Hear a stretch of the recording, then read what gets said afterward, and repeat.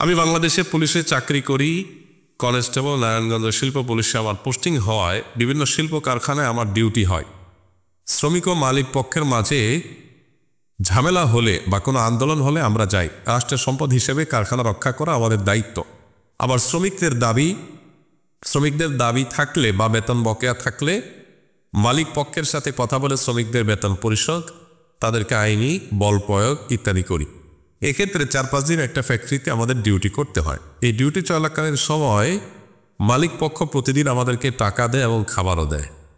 এ ব্যাপারে আমরা কনস্টেবলরা তাদের সাথে কোনো চুক্তি বা টাকার দাবি করি না, কিন্তু আমাদের ঊর্ধ্বতনরা তাদের সাথে কথা বলে, তাই সন্দেহ হয় হালাল হারাম নিয়ে, এই জন্য টাকাটা গ্রহণ করি না। অনেকে বলে হালাল হবে, আবার কেউ কেউ বলে হারাম হবে। তবে তারা খাবারের ব্যবস্থা করে, আমাদের মেসের খাবার বন্ধ থাকে, তাই বাধ্য হয়েই খাবার খেতে হয় তাদের এখান থেকেই। টাকা এবং খাবারের বিষয়ে আপনার মতামত জানতে চাই। প্রশ্ন বড় হওয়ার জন্য দুঃখিত। মাশাআল্লাহ, এইরকম পুলিশ সদস্য আমাদের দেশে আছে আলহামদুলিল্লাহ।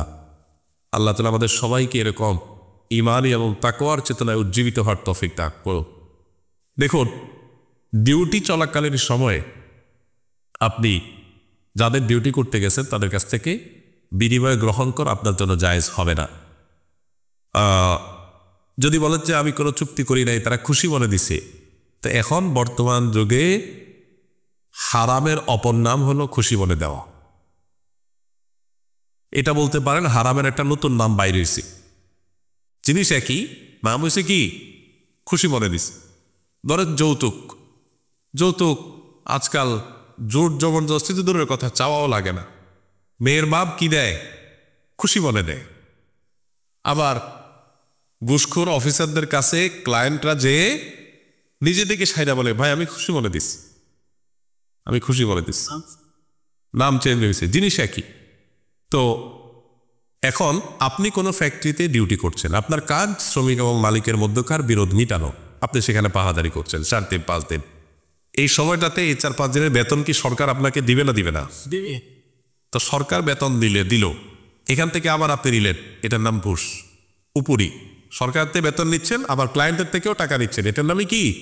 ঘুষ। এখন এটা খুশি মনে দেখ, বেজার মনে দেখ, চুক্তি করে নেন, চুক্তি ছাড়া নেন, একই কথা। রাসূল আকরাম সাল্লাল্লাহু আলাইহি ওয়াসাল্লামের কাছে এক ব্যক্তি আসতেন, তিনি তাকে যাকাতের কালেক্টর হিসেবে নিয়োগ দিলেন। বুখারীর হাদিস। ওই ব্যক্তি জাকাত কালেকশন করতে গেছে, জাকাত কালেকশন করে নিয়ে আসছে, আমি বলছি আল্লাহ রাসূল, এইগুলো আপনার রাষ্ট্রীয় পোশাকারের, আর এটা আমাকে জাকাত আদায়কারী ব্যক্তিগতভাবে দিছে। রাসূল আকরাম সাল্লাল্লাহু আলাইহি ওয়াসাল্লাম বললেন, তুমি জাকাত যে কালেকশন করছো, এটার বিনিময়ে তোমাকে তো আমি বেতন দিব রাষ্ট্রীয় পোশাকার থেকে। এই যে অতিরিক্ত যেটা নিছো তুমি ক্লায়েন্টের কাছ থেকে, এটা তোমাকে সে কেন দিছে? আমাকে খুশি বলে দিছে, আমাকে সে দিছে, আমাকে দিছে বলেই দিছে যে আমাকে, আমি তো চাই না, জোর করে সেই দিছি। তো এই যে অ্যাপ্রোচ, এটা যখন তিনি করলেন, তখন নবী সাল্লাল্লাহু আলাইহি ওয়াসাল্লাম তাকে বললেন, তুমি যদি বাসায় থাকতা, এই দায়িত্বে না থাকতা, তোমাকে যদি আমি কালেক্টর হিসেবে নিয়োগ না দিতাম, সে কি খুশি হলে তোমার বাসায় যা দিয়ে আসতো এটা? তাহলে বোঝা গেল এই দায়িত্বের কারণে তোমাকে দিস। তাহলে দায়িত্বের জন্য তুমি একদিকে এখান থেকে বেতন নিবা, আবার ক্লায়েন্ট থেকে টাকা নিবা, দুইটা জায়েজ হবে না, সেখানে একটাতে যেতে হবে, এই জন্য এটা জায়েজ হবে না। এখন প্রশ্ন হলো খাবারের ব্যাপারটা যদি এমন হয়, নিয়মই যদি এরকম থাকে যে যেখানে ডিউটি করবে তারা খাবার দিবে, তাহলে সেক্ষেত্রে তাদের খাবার আপনার জন্য খাওয়া জায়েজ। যে ফ্যাক্টরি মালিক তাদের স্বার্থ সংরক্ষণ করছেন, বাংলাদেশ পুলিশ বা শিল্প পুলিশ কর্তৃপক্ষের যদি নিয়মই থাকে যে ডিউটি চলাকালীন সময় সেখানে যাদের সুবিধাভোগী তারা খাবার দিবে, তাহলে বেসের খানা যেহেতু আপনার বন্ধ আছে, বোঝা যাচ্ছে যে এরকম একটা নিয়ম হয়তো আছে। যদি থাকে তাহলে খানাটা আপনি গ্রহণ করতে পারেন, কিন্তু টাকা গ্রহণ করা জায়েজ হবে না। এর লোভ সামলানো বড় কঠিন, সামনেই বাচ্চাদের খরচ আছে, সামলাটা অনেক কঠিন। কিন্তু ভাই, হারাম মানুষকে কখনো সুখী করে না। অনেক বড় আট্টালিকার মালিক 2 নম্বর টাকা দিয়ে কামাই করছে, সবাই জানে হাজি সাহেব, বড়লোক সাহেব, সভাপতি সাহেব, সেক্রেটারি সাহেব, কিন্তু সে নিজে জানে সে চোর সাহেব, সে হারামখোর সাহেব, সে জানে সে দুর্নীতিবাজ সাহেব। এই জন্য নাতিপুতি মোসে তাও দিয়া তেল দিয়ে ঘুরে বেড়ায়, ঈদের সময় বউ করে বাইক বা ঘুরে বেড়ায়, বড় বড় দামি দামি গাড়ি হাঁকা। কেন? কারণ দাদার অনেক 2 নম্বর টাকা আছে, বাপের 2 নম্বর টাকা আছে, এগুলো হাঁকাইতেছে, তার কাছে খুব ভালো লাগতেছে।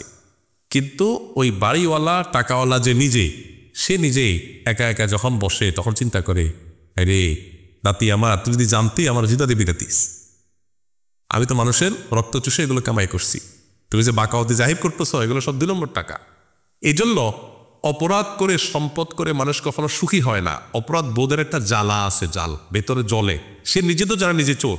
এই জন্য মানুষ যতই বলে মাশাআল্লাহ আল্লাহ হাজী সাহেবকে জান্নাতুল ফেরদাউস নসিব করুন, উনি 100 ভাগ সিমেন্ট দিয়েছেন, সব মুসলিমরা বলে আমি, আর ওই লোক তখন মাথা নিয়ে চিন্তা করে আমি তো চোর। এই বুজুর ব্যাকল নাকি বুঝে না, তখন তার ভেতরের যে জ্বালা, ওইটা জ্বালার কারণে সে কিন্তু খুশি হয় না, তার মধ্যে কষ্ট হয়, ইস আমি হালাল টাকা তো দেই না, এগুলো সব মানুষের টাকা। এই জন্য হারামখোর কখনো সুখী হয় না। ঈদে 5 ব্যাগ 2 হাত ভরে আপনি বাজার করে নিয়ে আসছেন ঈদে গোশের টাকা দিয়া, কিন্তু আপনি জানেন এগুলো সব চোরের টাকা। ছেলে পেয়ে খুশি হবে, কষ্ট পাবেন আপনি দুনিয়াতেও আর জাহান্নামেও, 2 জায়গার শাস্তি আপনার। এর চাইতে বড় ব্যাককল, এর চাইতে বড় নির্বোধ পৃথিবীতে কে আছে যে ভোগ করবে যারা তাদের দায় নাই, অথবা তারা মনোবেদনায় ভুগছে না, আর যাদের জন্য আপনি করতেছেন আপনি মনোবেদনায় ভুগতেছেন। ব্যাপারটা এরকম, যার জন্য চুরি করলেন তার কাছেই আপনি চোর। আর যদি কেউ হালাল পথে চলে, তার তেমন কোনো বাড়ি গাড়ি নাই, অথবা তার কোনো হারাম টাকা নাই, কুড়ে ঘরে হয়তো থাকে, সবাই হয়তো তাকে মনে করে গরিব, কিন্তু তার ভেতর থেকে সে সুখী, সে জানে যে আমি কোনো 2 নম্বরই করে যা করছি আমার টন করে বাঁচবে টাকা। এই জন্য নবীজি বলেছেন লাইসাল গিনা বিকাসরাতিল আরব ওয়ালাকিন্নাল গিনা গিনান নফস। অনেক সম্পদের মালিক হলে সেটাকে ধনী হওয়া বলে না। ধনী হওয়া কাকে বলে? নবীজি বলেছে যে ব্যক্তির মনের দিক থেকে সে সচ্ছল, অর্থাৎ তার ভেতরে পরিষ্কার, সে জানে কোনো বেজাল নাই, এই লোকটা হলো আসলে ধনী, তার মনে কোনো অভাব নাই, কষ্ট নাই, সে সুখী। আর এজন্য অনেক আছে কিন্তু সে জানে সে টিনচো, সে গমচো, সে চাইলচো, সে সরকারের টাকাচো, সে দুর্নীতিবাজ, সে ডাকা। মানুষ জানে হাজী সাহেব, মানুষ জানে সভাপতি সাহেব, মানুষ জানে মসজিদ কমিটির সেক্রেটারি সাহেব, আসলে উনি নিজে জানে উনি কি।